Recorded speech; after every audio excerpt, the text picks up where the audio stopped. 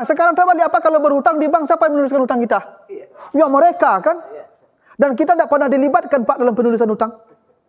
Kita hanya terima jadi saja tuh lembaran-lembaran yang kita tanda tangan saja. Karena ada poin-poin yang mungkin kita bisa coret, yang kalau kita tidak setuju dan dia tidak mau itu. Karena orang bank mau ikut maunya dia yang memberi hutang, bukan maunya kita. Si Midun, ya, si Midun masuk penjara kenapa Pak? Kan karena ditipu ketika menuliskan hutang. Dia kan tidak bisa baca tulis Pak. Kan cerita Midun sengsara membawa nikmat kan gitu dulu Pak. Ya toh? Dia berhutang. Dia tidak bisa baca tulis. Yang menuliskan hutang, yang memberi hutang. Ternyata dituliskannya berlebih pembayarannya. Si Midun tidak mau bayar. Tapi ditulis begitu. Akhirnya Midun masuk penjara kan. Nah, di penjara lah Midun belajar tulis baca. Hebat mana orang pergi haji atau mati syahid? Hebat mati syahid Pak. Orang mati syahid langsung masuk surga. Tapi kata Nabi, kalau dia mati berhutang, tidak akan masuk surga. Walaupun mati syahid. Ibu bapak kalau buka rekening di bank, sudah buka rekening, sudah ditabung, mati dicatat Allah sebagai haji. Niat. Makanya papa bukalah tabungan haji leng. Jangan lupa. Anak saya dulu Ibu, dari kecil bercita-cita masuk pesantren. Saya berharap masuk Man PK dulu Pak. Man PK itu kan dulu tren sekali itu Pak. Man PK Padang Panjang itu Pak. Tapi apa daya orang tua saya miskin, ibu saya miskin. Tapi mungkin karena beliau berdoa untuk saya. Tidak ada masalah. Allah jadikan saya seperti orang-orang. Walaupun sekolah saya di ujung negeri, di kampung saja. Tidak pernah saya ke kota, tidak pernah saya ke sekolah ulun, sekolah elit, sekolah unggul. Tidak pernah Pak Ibu. Saya sekolah di sudut-sudut rumah saja Pak Ibu. SD di sudut rumah, Sanawiyah di sudut rumah, Man di sudut rumah. Tidak ada orang-orang hebat. Tapi kadarullah. Allah tuntun saya jadi orang yang seperti Bapak Ibu lihat. Mungkin bapak saya berdoa kepada Tuhan. Dia saya tidak mampu Tuhan, tapi tuntun anak saya. Allah jadikan saya jalan-jalan Pak Ibu. Allah mudahkan jalan saya.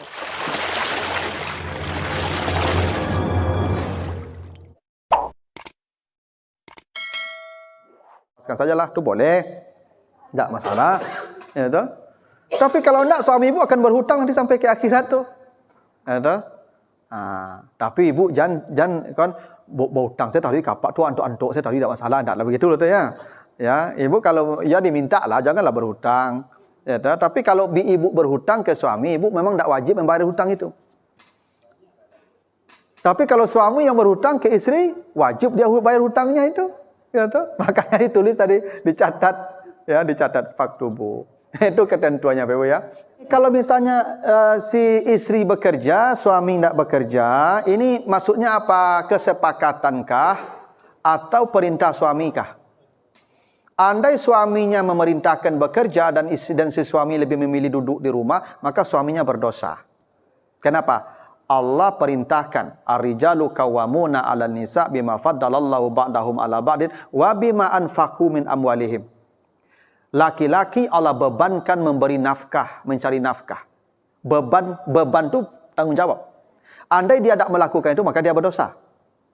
Maka kalau dia suruh istrinya bekerja, dia lebih memilih enak-enak di rumah, atau mungkin main-main, atau manciang ke rajonya. Kan ada Pak, suami kok manciang saya siang malam Pak. Ya toh? Ananisi ko lah kalang kabut mencarikan kamari Pak. Maka si suami itu berdosa, tidak kena mencium aroma sorga.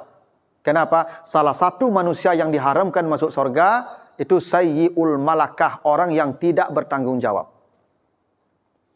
Orang yang tidak bertanggung jawab itu kata Nabi diharamkan masuk surga. Maka suami yang begitu tidak akan masuk surga. Itu salah bini itu Pak. Kalau dia sudah ikhlas Pak, misalnya kan kata istrinya ya tidak apa-apa lah, baiklah bekerja, baiklah udah mampu saya di rumah kan, baiklah udah golek-golek saya di rumah. Pokoknya udah saling bahagia, baiklah payah bu dah pahala. Itu kecil istri kan rajaklah nyopak kau dapat orang rumah situ. Ya kau dapat orang rumah, wah kau dapat situ apa kerancak Pak. Itu. Boleh Pak, tapi si istri harus ini dah, nen bekerja kan ambo nak. Yo. Ambo bekerja kalau dah izinkan ya. Yo. Neng gaji ambo Pak neng gaji ibu di ibu bekerja tu punya ibu. Apa pasal minjam ke ibu. Kalau ndak minta. Ndak boleh ibu ambil saya piti ibu dulu tu. Kalau pinjam bayi, mungkin dia pi bayi Pak. Kalau namanya pinjaman bayi ibu catat, bara pinjaman apa? Ya memang begitulah. Karena perintah Allah begitu tadi. Kalau berhutang catat. Kalau suami yang tidak bekerja berarti dia mengatakan ini harta ini milik ibu, kan ibu yang mencari, berarti dia harus minjam kalau memang butuh uang, Bu pinjam PT Ibu lah. Kalau dipinjam Ibu, dipinjam, tulis. Ya kan? Bara banyak apa berhutang. Lah tiok sebentar meminjam panjang lah sekian banyak tak pernah dibayar lah. Tu Bu putih kan boleh. Tak kata bayi bantu lah kau berputihan salah ya tu boleh. Ya tak? Boleh. Tapi apa-apa yang sekarang bekerja ni, Ibu bekerja pula, lalu minjam PT Ibu, memang wajib Pak bayar tu. Ya, atau apa minta ikhlas saja Bu, PT yang Bu pinjam dulu ikhlas salah deh. Ayolah. Cotu tarui saya cak sibuk kan. Tak apa kan bisa jadi begitu kan. Ya, besok Ibu yang pinjam je Pak lah. Ya tu. Kalau betul caranya dak bayi lah kan yang pinjam je lah. Kerana Ibu berhak menolak. Ya tu harta Ibu. Ya tu. Kalau harta suami, ya kalau Ibu minta tak dapat, ya Ibu ambil salah. Ambil paso salah. Ya tu boleh. Ya ambil paso tu maksudnya ya jangan kita tahu sekejap ambil salah. Ya tu. Ya kan kewajiban dia. Kenapa tidak dia tunaikan? Kalau tidak dia tunaikan kewajiban dia ambil paso yang menunaikan kewajibannya ambil. Itu. Gitu Pak. Kece ibu-ibu kau boleh cocok dengan kau ya. Cocok dengan kau ya. Jadi begitu. Nah, jadi kata Allah, "Falyaktub bainakum katibun bil adli." Jadi Bapak Ibu, dulu kan tak banyak orang pandai menulis. Ya enggak? Di zaman dulu kan orang menulis tidak banyak, Pak. Orang-orang tertentu yang bisa menulis. Kalau kamu tidak bisa menulis, maka hendaklah juru tulis menuliskan itu hutang. Saking pentingnya hutang nih, Pak. Harus dituliskan oleh juru tulis. Kalau dia tak pandai menulis, karena ada pedagang-pedagang dulu Pak, pengusaha-pengusaha itu tidak pandai tulis baca loh Pak. Dia hanya mengandalkan daya ingatnya Pak. Karena ada di kampung bodoh Pak, orang kayu Pak, ya kan, menggali di pasar. Ini tidak pandai baca tulis loh Pak, tapi hutang orang apa dia Pak? Karena ciri-ciri orang tidak bisa tulis baca kok daya ingatnya kurang kuat Pak. Itu ciri-ciri orang yang buta huruf tu ingatannya kuat. Jadi apa hutang orang Pak? Bara orang berhutang apa dia tu mah? Walaupun tak tertulis. Tapi tak boleh begitu. Harus dituliskan oleh juru tulis hutang itu. Nah. Lalu wal yumlil allazi alaihil haq. Yang mengimlakan harus yang berhutang. Saya berhutang. Saya yang bertanda tangan di bawah ini nama fulan ini berhutang sekian. Yang menyebutkan kepada juru tulis itu yang berhutang. Bukan yang memberi hutang. Jadi nyelafazkan hutangnya itu Pak. Begitu rapinya aturan berhutang nih Pak. Andai hutang dituliskan oleh orang lain, yang mendiktekan dengan lidahnya adalah yang berhutang. Ya, yang berhutang. Bukan yang memberi hutang. Kalau yang memberi hutang mereka bisa salah sabut ya Pak. Kalau yang berhutang, ya pasti ya sesuai dengan hutangnya lah hanya sebutkannya. Lalu wala yabkhas minhu syai'an, jangan pernah mengurangi sedikit pun dari nilai hutang. Karena ada orang tidak jujur Pak. Dari awal sudah tidak jujur. Makanya Pak, ini yang terjadi di bank-bank konvensional. Apa berhutang 100 juta. Ditulis 100 juta kan? Keluarnya berapa? Paling 96, 90 enak Pak. Terimanya misalnya, Bapak pernah tidak meminjam 100 juta dapat 100 juta? Itu yang dilarang Allah. Wala yabkhas. Jangan pernah mengurangi hutang. Ya. Jangan mengurangi dalam tulisan, jangan mengurangi dalam pengeluarannya. Itu kenapa? Itu kezaliman Pak. Apa berhutang 100 juta, tapi apa terima tidak 100 juta? Apa bayar lebih 100 juta? Hutang itu tidak boleh dikurangi nominalnya, tidak boleh menambah kembalinya. Setiap ada penambahan dari kembali, itu namanya riba. Itu makanya diatur rapi itu Pak. Jangan pada mengurangi hutang. Wala yabkhas minhu syai'an, jangan dikurangi sedikit pun. Kalau dia berhutang 100.000, dia terima 100.000. Itulah kenapa Bapak Ibu, kalau tidak darurat, jangan menghadap juga ke tempat-tempat begitu. Allah sudah ingatkan kita. Tak boleh itu kezaliman, mengurangi hutang. Dan itulah yang terjadi setiap kita berhutang. Ya. Bahkan kalau kita meminjam, harus ada pula kita di sana buka tabungan lunak. Terimanya udah tidak seperti hutang.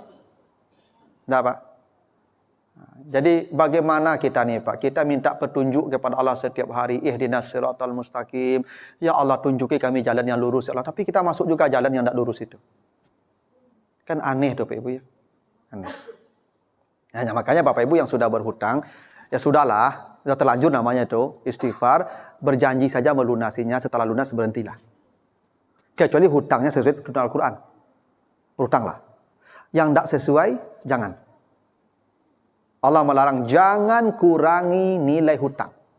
Baik dalam penulisan, maupun dalam pengeluarannya. Wala yabkhas minhu syai'an. Lalu kata Allah, fa in kana allazi 'alail haq safihan aw da'ifan aw la yastati'u an yumilla fa huwa falyumlil waliyuhu bil adli. Kalau yang berhutang ini adalah orang bodoh atau orang lemah, bisa jadi paknya kurang panu, ya, atau nyo bodoh, ya, tapi dia berhutang, maka hendaklah menuliskan walinya. Nah, jadi boleh juga Pak, orang ini ya yang akalnya tidak sempurna berhutang, tapi walinya harus tanggung jawab. Dia harus punya wali, dan walinya yang mendiktekan. Wali itu yang sehat akalnya, bapaknya kah, anaknya kah. Misalnya, mohon Bapak Ibu ya, bapak saya mungkin beliau sudah pikun, tapi beliau berhutang. Beliau mau berhutang, saya cegah tidak mau. Maka saya yang mendiktekan hutang itu kepada yang berhutang, dan itu sebenarnya tanggungan saya. Ya, kalau dia bodoh atau lemah, nah, maka hendaklah mendiktekan hutang itu walinya. Begitu rapinya Bapak Ibu ya. Wastashhidu syahidaini min rijalikum, hendaklah ketika mencatatkan hutang tadi ada 2 orang saksi laki-laki. Jadi memang ketika berhutang itu Ibu ada saksi 2 orang. Kenapa? Kalau nyobantah nanti Pak, kok ada saksi. Kalau dia tidak mengakui ada saksi, dan saksi yang akan menekan, kamu berjanji berhutang melunasi jam sekian hari itu ya, sekarang tiba waktunya. Dan saksi itu harus laki-laki, tidak boleh perempuan Pak. Ini Al-Quran mengatur begitu. Jadi saksi itu kata Allah rijal. Rijal itu artinya laki-laki. Nah, itulah kenapa perempuan tidak boleh jadi saksi. Ya, perempuan tidak boleh jadi saksi. Karena perempuan itu kurang akal. Ya, kata Nabi, perempuan itu diciptakan dengan kurang akal dan kurang agama. Ya, mara'aitu min naqisati aklin wadinin. Ya, perempuan diciptakan dengan kurang akal dan kurang agama. Kurang agama itu maksudnya apa? Karena perempuan punya masa haid, dia melahirkan, dia hamil, dia mengasuh anak. Di masa-masa itu dia tidak beribadah banyak. Kalaupun beribadah, ibadahnya tidak maksimal. Bertahun-tahun dia begitu, masa-masa begitu. Makanya agama perempuan kurang. Kalau laki-laki tidak ada haidnya, tidak ada hamilnya, tidak ada melahirkannya, dia full ibadahnya. Kurang akal, ini salah satunya nih. Saksi tidak boleh perempuan. Kalau terjadi perkara, saksi harus laki-laki 2 orang. Boleh. Ya, tidak boleh perempuan jadi saksi itu Pak. Karena itu tadi itu, dia pelupuh. Ya, maka perempuan kok rajin mencatat Pak. Ya enggak Pak? Coba cari ibu-ibu rancak tulisannya enggak? Karena rajin mencatat tuh. Orang rajin mencatat kok tak pelupuh. Apa-apa pemali mencatat. Hanya daya ingatnya kuat. Maka apa-apa kok tulisannya buruk-buruk. Ya, ini malah menulis, inyo pun menulis bingung kan baca. Inyo menulis itu inyo bingung lah Pak apa bacaannya. Maka dulu awak ketika ujian sekolah Pak minjam catatan ke ibu-ibu kan. Di kopi pencatatan ibu-ibu itu kan rapi karena ibu-ibu punya sadar dirinya pelupuh. Akalnya pendek ketek. Ibu-ibu kok akalnya seketik. Itu makanya rajin mencatat tuh. Kalau apa-apa akalnya kadang Pak. Ya kan akalnya 99 banyaknya. Itu makanya daya ingatnya kuat. Itu makanya laki-laki disebut zakar. Zakar dari kata zikir. Ingat. Nah, itu Pak, ingat. Jadi laki-laki ku ingatannya kuat. Nah, kalau ibu-ibu enggak. Itu makanya karena akalnya pendek sedikit, maka perempuan enggak boleh jadi saksi. Jadi saksi itu harus laki-laki. Jadi harus ada saksi itu Pak. Jadi hutang itu perlu ada saksi. Allah sebut begitu. Kalau tidak ada dua laki-laki saksi, farajulun wa mra'atan. Boleh satu laki-laki saja, tapi yang ganti satu laki-laki dua orang perempuan. Itu nilai laki-laki itu sama juga dua perempuan, Pak. Kalau tidak ada saksi laki-laki, dua orang, boleh satu orang laki-laki tambah dua perempuan mengganti satu orang tadi. Tapi tidak boleh empat-empatnya perempuan. Ya, tidak boleh saksi itu empat-empatnya perempuan. Jadi kalau dalam hukum Islam itu Pak, di pengadilan saksi perempuan ditolak. Yang terima hanya kesaksian laki-laki, kecuali tidak ada saksi lain, laki-laki satu orang, perempuan berganti dengan dua orang. Jadi tiga orang saksinya. Kalau ya tidak ada laki-laki, tapi ada saudara laki-laki satu. Harus ada laki-laki satu. Itu ketetapannya begitu. Nah, ini yang jarang kita Pak ya, kalau berhutang, kita tulis hutang kita, jarang ada saksi kan. Waktu perintah Allah Pak harus ada saksi. Ya.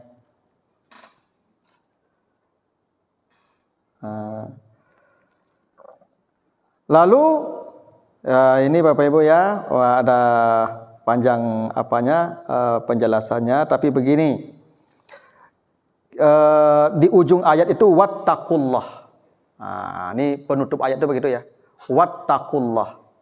Jadi ketika Allah bicara tentang hutang, tentang tulis menulis dalam hutang, tentang saksi, semua yang terlibat dalam hutang itu harus dalam kerangka takwa kepada Allah. Ini yang penting nih Pak. Yang berhutang karena takwa kepada Allah, yang memberi hutang karena takwa kepada Allah, yang menuliskan karena takwa kepada Allah, yang menjadi saksi karena takwa kepada Allah. Baru hutang menjadi ibadah. Karena begini Pak, memberi hutang itu pahalanya lebih banyak daripada memberi sedekah. Memberi hutang pahalanya 18 kata Nabi, sedekah 10. Kenapa? Karena memberi hutang nih Pak, orang berhutang karena dia betul-betul perlu. Kalau apa sedekah, kamu boleh jadi ambo ado yang apa agi itu. Cuma ambo dek sagan menolak pemberian apa ambo terima. Tapi kalau ambo berhutang ke Pak, tanda ambo memang betul-betul perlu. Maka yang berhutang itu memberi hutang itu pahalanya besar Pak. Lebih besar sedekah, padahal uang kita kembali nanti kan.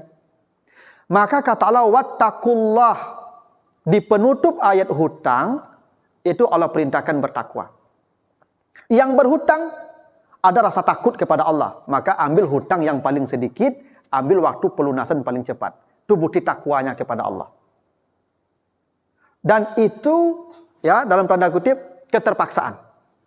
Memang tidak lagi jalan lain, bukan kesenangan. Jadi yang berhutang itu harus dengan rasa takwa. Yang memberi hutang harus dengan rasa takwa pula. Kita niatnya menolong orang karena dia betul-betul butuh. Dan tidak membebani dia, dan tidak mengurangi hutang dia, dan tidak menambah kembalian kepada dia. Itu takwa bagi yang memberi hutang. Ini yang banyak nih Pak, yang memberi hutang kok banyak tidak takwa Pak. Yang dipikirkannya hanya keuntungan. Dan dia tidak perlu diderita orang Pak. Begini Pak, orang bank itu perlu mengerti tidak dengan derita Pak. Tidak. Dia minjam, apa minjam? Sudahlah pinjaman apa itu tidak sesuai dengan pengajuan plafon, terimanya, pengembaliannya nanti lebih besar. Kalau Bapak Ibu tidak bisa mengembalikan, yang tidak bisa lagi melunasi, maka barang yang menjadi jaminan disita kan. Bapak kehilangan segalanya. Dan dia tidak peduli dengan itu. Tidak perlu mau jadi gelandangan, mau jadi sampah, tidak penting bagi dia. Yang penting untung dia banyak. Ya Pak? Itu kenapa ayat hutang ditutup dengan wattaqullah. Wattaqullah. Bertakwalah kamu kepada Allah. Nah, termasuk yang mencatat wattaqullah. Jujur. Makanya teller-teller itu Pak, itu tukang catat namanya itu wattaqullah. Bertakwalah kepada Allah. Kalau tidak sesuai, jangan dicatatkan. Yang saksi notaris wattaqullah. Bapak Ibu, Masya Allah, saya dulu pernah lihat, itu kalau kita di bank itu Pak, mau nanda tangan itu kertas tidak kita baca utuh tuh Pak. Nyo sasak-sasak siapa nanda tangan Pak. Tidak begitu. Bahkan jarang-jarang kontrak itu Pak kita baca utuh. Pokoknya tanda tangan Pak, beli tanda tangan. Kita tinggal tanda tangan saja tuh Pak. Hampir kita tidak punya kesempatan mengoreksi total satu persatu item-item itu Pak, kontrak kredit akad. Kenapa? Karena memang ada satu masalah di situ, karena tidak ada ketakwaan. Harusnya Pak kita ini kalau notaris Pak, sebelum Bapak tanda tangani, baca hati-hati. Yang tidak Bapak setujui tolong kasih tanda. Pertanyaan saya, ada tidak begitu Pak di bank?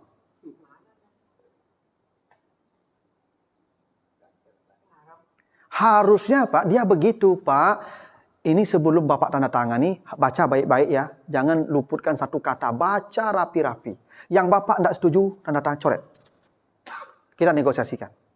Kan kontrak kan begitu Pak. Kalau kontrak kan kesepakatan dua belah pihak kan. Tapi itu tidak terjadi di lembaga-lembaga keuangan. Itu rahasianya Pak. Kenapa ayat tentang hutang ditutup dengan perintah wattaqullah, diawali dengan ya ayyuhallazina amanu. Berhutang harus atas dasar keimanan, kejujuran, amanah, dan ditutup dengan rasa takwa kepada Allah. Semua yang terlibat dalam proses hutang piutang harus dasar takwa kepada Allah. Kalau tidak, jadi maksiat. Yang berhutang, yang memberi hutang, yang tukang catat, yang jadi saksi notaris, semua akan masuk neraka. Makanya kata Nabi kan dalam soal riba itu Pak, Allah dan Rasulnya melaknat yang makan riba, yang memberi makan riba, yang tukang catatnya, dan yang jadi saksinya. Semuanya sawa, dosanya sama. Begitu tuh Pak. Nah inilah rahasianya Pak ya. Kenapa ayat tentang hutang dimulai dengan iman, ditutup dengan takwa, dan itu rahasianya kenapa ayat tentang hutang paling panjang dalam Al-Quran, karena urusannya akan paling panjang nanti di akhirat. Nah, begitulah penjelasannya Pak Ibu ya. Al-Baqarah 282. Kalau ada pertanyaan saya persilahkan. Silakan Pak. Assalamualaikum warahmatullahi wabarakatuh. Ini tadi tentang ayat ataupun surat tentang hutang ini. Jadi disebutkan waktu untuk berhutang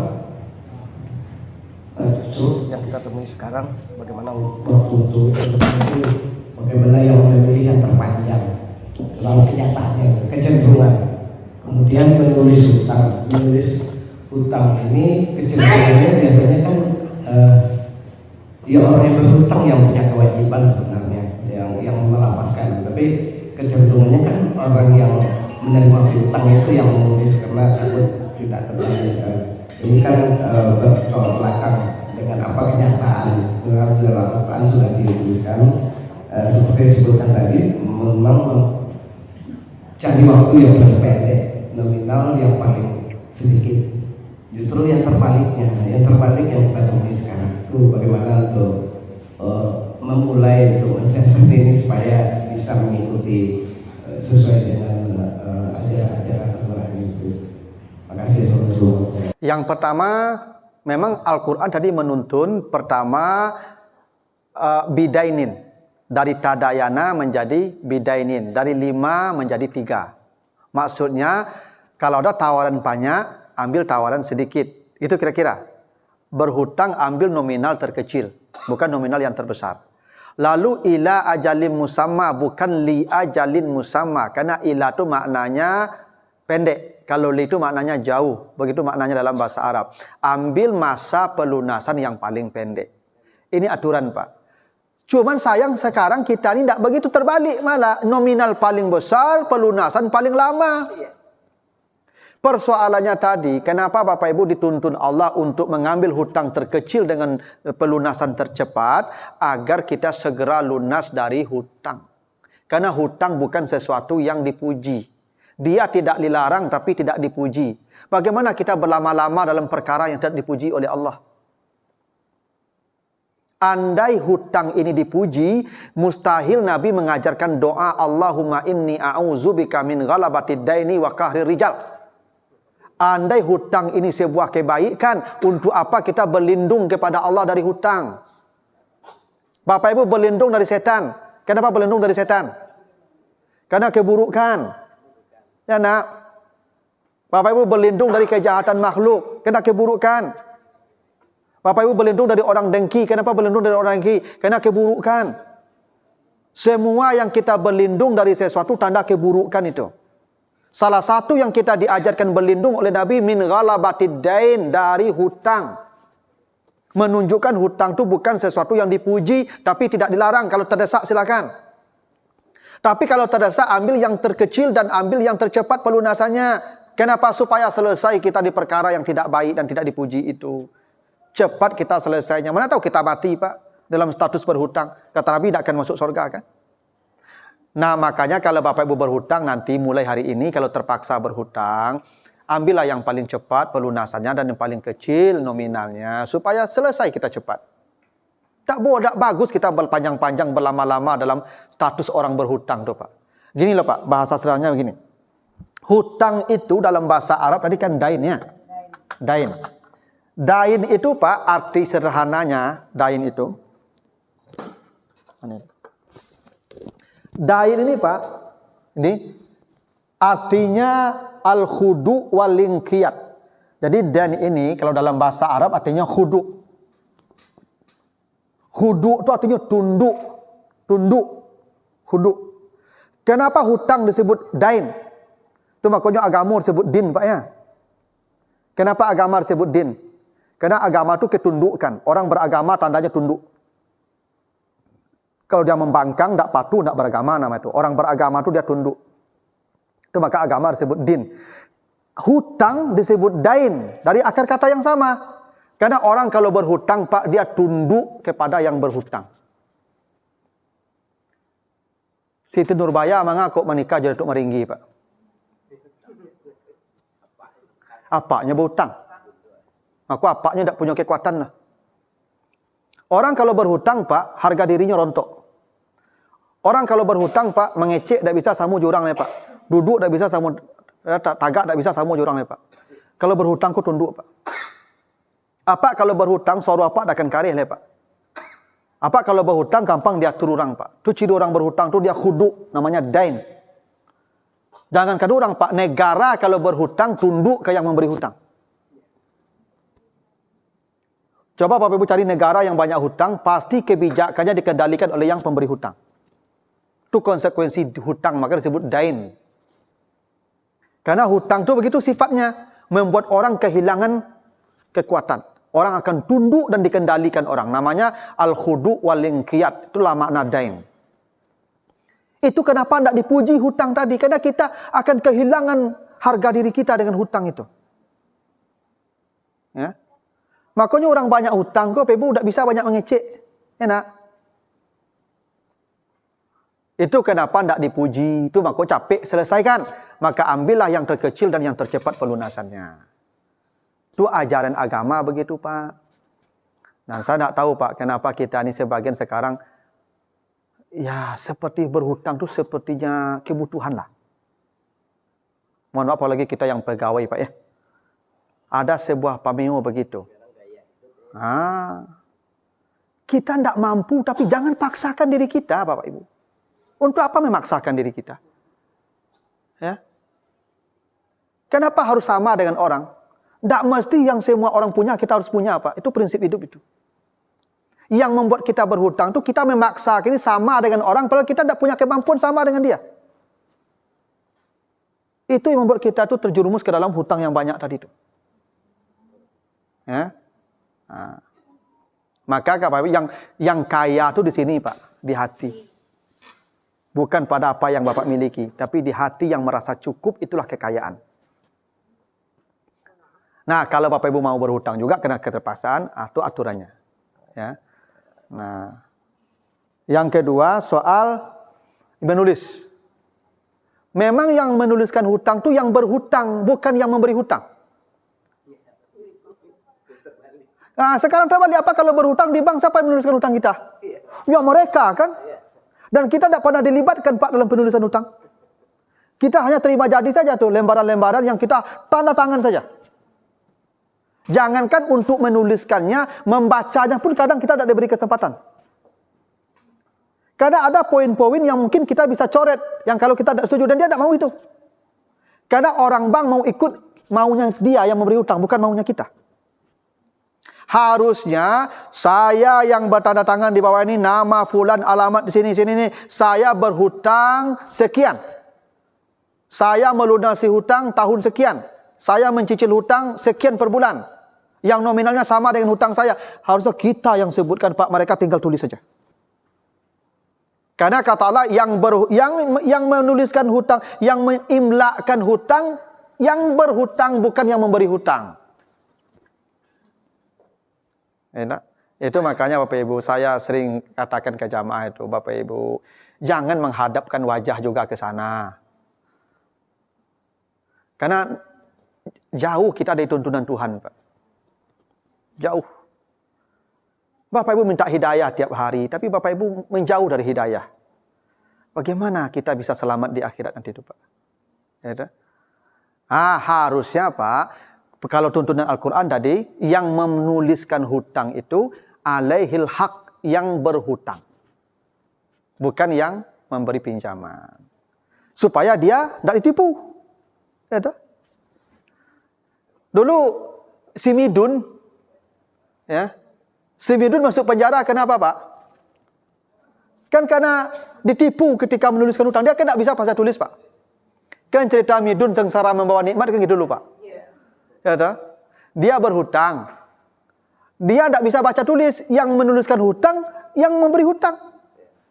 Ternyata dituliskannya berlebih pembayarannya. Si Midun tidak mau bayar. Tapi itu tulis begitu. Akhirnya Midun masuk penjara kan. Di penjara lah Midun belajar tulis baca. Enggak? Itu kan sebuah pelajaran tuh, Pak. Ya, film Sengsara Membawa Nikmat itu menjadi pelajaran tuh. Yang menuliskan hutang, yang berhutang, bukan yang memberi hutang. Midun masuk penjara karena yang menuliskan hutangnya yang memberi hutang. Itu. Ini cerita filmnya, Pak, ya. Itu Al-Quran tuh, Pak. Begitu mengajarkan. Nah, gitu loh, Pak. Biasanya Pak kalau berhutang, bersobok, orang itu tersiruk dado tuh, mah. Ya, karena yang berhutang tak pernah lupa. Yang acuk lupa tu yang bagi hutang. Tu yang acuk lupa tu, mah. Awak yang memberi hutang sering lupa. Dia yang berhutang tak lupa tu. Ibu kalau berhutang ke orang pernah tak melupakan hutang. Tak pernah, tak mau tidur kita tu, Pak, sebelum hutang lunas tu. Sifat hutang begitu tu. Makanya bidainin, hutang tu akan menempel pada diri kita dan kita akan selalu ingat hutang kita. Basobok jenyo mati nyo anaknya nampak tapaya tekan ayu utang wak kapaknya, mah. Itu sifat hutang. Kalau ada orang lupa je hutangnya tu pura-pura lupa tu, Pak. Yang lupa nak ada tu. Iya. Nah, makanya di penghujung itu wattaqullah, bertakwalah kamu kepada Allah. Tu maka takwa kepada Allah, kalau bila janji melunasi, lunasi sesuai janji. Itu takwanya. Kadang bayi hutangku payah bana, Pak. Molor. Padahal kata Allah, wattaqullah. Sesuai janji bayar itu takwa kamu. Silakan, Ibu. Nah, saya jawab yang kedua, Ibu. Syarat haji, apa syarat Ibu pergi haji? Mampu. Walillahi 'alan nasi hajjul baiti man istata'a ilaihi sabila. Kewajiban haji baru itu kalau dia mampu melakukan perjalanan. Mampu di sana tu satu, mampu fisik. Dua, aman di perjalanan. Tiga, ada cukup bekal ke perjalanannya dan bekal bagi yang ditinggalkannya. Ibu cukup bekal berangkat, tapi anak isi tinggal di rumah nanti tak makan pula. Tak mampu namanya itu. Untuk apa berhutang? Orang berhutang tu miskin tu. Tak mampu namanya itu. Maka tidak ada kewajiban haji kalau memang dia tidak mampu. Apalagi berhutang pergi haji. Kok mati, kata Nabi, orang yang mati berhutang walaupun mati syahid tidak masuk surga. Hebat mana orang pergi haji betul mati syahid? Hebat mati syahid, Pak. Orang mati syahid langsung masuk surga. Tapi kata Nabi, kalau dia mati berhutang tidak akan masuk surga. Walaupun mati syahid. Apalagi pergi haji. Karena itu Bapak Ibu, tidak usah berhutang, jangan memaksakan diri, menabung sajalah lambat-lambat. Ibu Bapak kalau buka rekening di bank, sudah buka rekening, sudah ditabung, mati dicatat Allah sebagai haji. Niat. Makanya Papa bukalah tabungan haji leng. Yang alun. Walaupun tidak jadi berangkat Pak, tapi tabung itu bukti kita pernah berniat haji. Allah sudah catatkan kita sebagai haji. Ada. Memang begitu caranya. Niat. Kalau berhutang juga mau, ya boleh, tapi jangan yang tadi maksiat. Ibu mau pergi beribadah tapi diawali dengan riba, mana bisa dapat pahala, Pak? Kita mau berbuat baik tapi jalannya haram, gimana caranya tuh, Pak? Apa kamu bangun masjid tapi mencilok korupsi, itu dibangun masjid, lepek palo tuh, Pak. Dosa apa dapat itu mah? Walaupun apa bangun masjid tapi juang korupsi, ndak bisa niat baik, jalannya ndak baik. Harus dengan jalan yang baik. Termasuk tadi anak ibu kalau sekolah, lalu ibu pakai riba meminjam, ndak usah. Ndak usah. Kalau ndak mampu ya sudahlah. Gini Pak Ibu. Coba Bapak Ibu baca nanti di ujung ayat ini nanti lagi. Wattaqullah wa yu'allimukumullah. Kalau kamu bertakwa kepada Allah, Allah akan mengajarkan kamu ilmu. Wa yu'allimukumullah. Kalau kamu bertakwa kepada Allah, Allah yang mengajarkan kamu ilmu. Tuh di penghujung ayat tadi itu. Anak ibu bisa jadi orang hebat kalau dia dengan takwa belajarnya ibu. Ibu sudah supply dia dengan yang haram. Ibu mengharap dia jadi orang takwa. Tidak mungkin ibu. Tidak mungkin. Lebih baik ibu bertakwa dari awal. Biarkan dia sekolah di sekolah biasa. Allah yang mengajarkan dia ilmu. Karena ilmu ini dari Allah, Pak. Betapa banyak orang yang sekolah di pesantren hebat, tapi kemudian tidak jadi apa-apa, Pak. Malah jadi, mohon maaf nih, jadi preman kadang kan, tamat pesantren. Ada yang di pesantren malah, Pak. Itu yang di pesantren tuh yang siapa tuh? Yang artis, yang heboh-heboh hari itu. Kan alumni Gontor tuh. Di Gontor dia sekolah tuh, Pak. Artis yang bikin heboh-heboh tadi itu. Itu di Gontor dia sekolah tuh, Pak. Pesantren tuh, Pak. Di Gontor. Itu jadinya, Pak. Itu. Bukan sekolahnya yang salah, Pak. Mungkin tidak diawali dengan takwa tadi.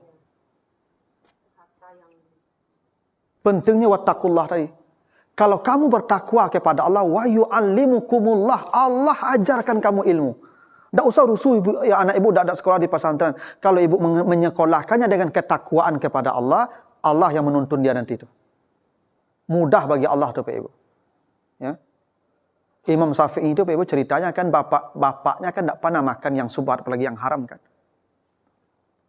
Makan buah hanyut pun bapaknya tuh takutnya minta ampun. Itu makanya anaknya jadi orang hebat. Orang takwa.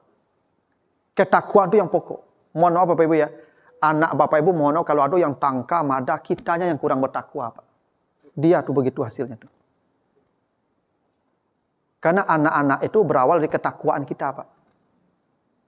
Tuh makanya kata Allah di surat Nuh itu, istaghfiru rabbakum. Perbanyaklah kalian istighfar kepada Tuhanmu. Kalau kalian banyak beristighfar, wa yumdidkum bil amwali wal banin, Allah akan jadikan anak-anakmu terasa lapang.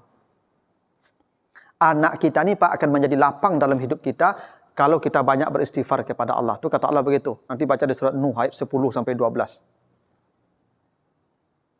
Apa arti itu Pak Ibu? Perilaku Bapak Ibu, ketakwaan Bapak Ibu akan mempengaruhi anak-anak kita. Makanya penting diawali dengan ketakwaan kita. Itu makanya Mila tadi, kalau kamu bertakwa kepada Allah, Allah ajarkan kamu ilmu. Jadi ibu tidak perlu rusuh anaknya tidak di pesantren. Kalau ibu harus dengan jalan haram menyekolahkan ke pesantren, tidak usah. Tidak usah. Kalau harus jalan haram ibu tempuh, jangan. Bertakwa sajalah kepada Allah, Allah akan tuntun dia nanti itu. Ibu doa minta kepada Allah, ya Allah, ambo tidak mampu menyekolahkan anak ambo ke situ. Ambo ingin tapi biaya tidak ada. Tolong tuntun anak saya jadi orang saleh. Allah tuntun. Allah yang tuntun nanti. Yakinlah Bapak Ibu. Hidup kita ini kan Allah yang mengatur, Pak. Kenapa kita harus takut? Ya. Saya dulu Pak Ibu, dari kecil bercita-cita masuk pesantren. Saya berharap masuk Man PK dulu, Pak. Man PK itu kan dulu tren sekali itu, Pak. Man PK Padang Panjang itu, Pak. Tapi apa daya orang tua saya miskin, ibu saya miskin. Tapi mungkin karena beliau berdoa untuk saya.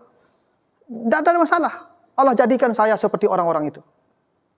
Walaupun sekolah saya di ujung negeri, di kampung saja, tidak pernah saya ke kota, tidak pernah saya ke sekolah ulun, sekolah elit, sekolah unggul, tidak pernah Pak Ibu. Saya sekolah di sudut-sudut rumah saja Pak Ibu. SD di sudut rumah, Sanawiyah di sudut rumah, Man di sudut rumah, tidak ada orang-orang hebat. Tapi qadarullah, Allah tuntun saya jadi orang yang seperti Bapak Ibu lihat. Kadang mungkin bapak saya berdoa kepada Tuhan. Dia saya tidak mampu Tuhan, tapi tuntun anak saya. Allah jadikan saya jalan-jalan Pak Ibu. Allah mudahkan jalan saya. Nah makanya takwa di awal. Nah, itu kunci hidup begitu Pak, takwa di awal. Nah yang terakhir, Nabi mengatakan begini Ibu, tidak beriman salah seorang kamu yang tidak berbuat baik pada tetangganya. Ya. Man kana yu'minu billahi wa bil yaumil akhir falyukrim jarah. Orang beriman itu dia akan memuliakan tetangganya. Nabi berkata, "Ausani Jibril bil jiran hatta sayuar risuni." Setiap Jibril datang memberikan wahyu, dia berkata, tetanggamu, seakan-akan Jibril hendak menjadikan tetangga saya itu ahli waris saya. Ahli warisnya hanya dua Pak, hubungan darah cik, hubungan pernikahan cik. Kalau ada yang ketiga, selain perwalian, perbudakan, yang ketiga itu adalah tetangga. Kalau ada yang menyakiti tetangganya, tidak beriman tuh Pak. Makanya ibu, jangan menanam tanaman di perbatasan tanah jo tetangga hawa. Tanaman awak tu uriknya menggadu tanah orang. Daunnya jatuh ke halaman orang. Kalau tanam di tanah awak, memang bertetangga aku Bapak Ibu agak-agak. Makanya di antara 10 manusia nanti yang celaka di akhirat, salah satunya yu'zunal jiran kata Nabi, yang sering menyakiti tetangganya. Bukan hanya menyakiti fisik tetangganya, menyakiti perasaan tetangganya. Tuturan atau jangan ke tembok kawan. Begitu Pak, tetangga tuh hebatnya. Kendaraan Bapak Ibu, anak-anak, kalau ada anak bujang, jangan dibuka knalpotnya, diganti knalpot racing, pakai telinga tetangganya. Yang bertetangga tuh Pak, itu iman kita di tetangga itu loh kurangnya tuh Pak. Tidaklah beriman seseorang yang tidak aman tetangganya dari lidah dan perbuatannya. Makanya tuh Pak Ibu, yo tetanggaku memang agak-agak Pak. Baraso-raso. So kadang-kadang tetanggaku dunia dek malih bercakap Pak, dek malih ribut, dek malih bertangkar, nyo tahan Pak. Padahal nyo lah sakit. Bapak yang begitu tuh tidak akan aman di akhirat nanti itu, percayalah. Nah, tapi Bapak Ibu kalau ada tetangga begitu sabar salah. Sabar, tahan, tidak usah dikomplain. Kau komplain bercakap. Berdoa aja lah. Yang mudah-mudahan itu jadi lahan amal kita. Ya memang tidak mudah Pak. Makanya dalam agama ini al-jar kabladar. Aturan agama begitu. Kalau kau ingin membangun rumah, membeli rumah, lihat siapa tetanggamu. Kata dalam itu, ya ada yang mengatakan itu hadis, tapi ada yang mengatakan itu kata bijak. Tetanggamu sebelum rumahmu. Apa kalau kau beli rumah, walaupun rumahku mahal, tetangga orang saleh beli. Walaupun rumahku murah, mewah, tapi tetangga ada orang saleh, jangan. Pentingnya tetangga nih Pak. Begitu. Nah jadi begitulah dulu Bapak Ibu ya. Sudah jam 9 pas. Mudah-mudahan ada manfaatnya. Lebih kurang saya mohon maaf jika ada yang kurang berkenan. Subhanakallahumma wa bihamdika.